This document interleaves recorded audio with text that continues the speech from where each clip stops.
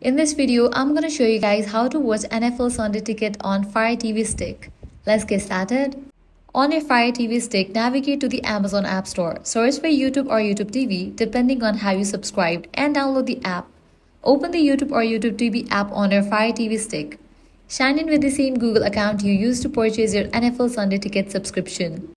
Even when watching on your TV, you will need to use a mobile device or computer to verify your playback area. This is a crucial step to ensure you get the correct out-of-market games.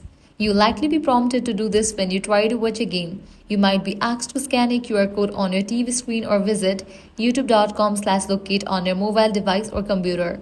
Ensure you are signed in to the same Google account on both devices and allow location sharing for your browser or app. Once logged in and your location is verified, you can find NFL games in few ways: Home tab, Live tab, or Search function. That's it. This is how you can easily watch NFL Sunday Ticket on your Fire TV Stick.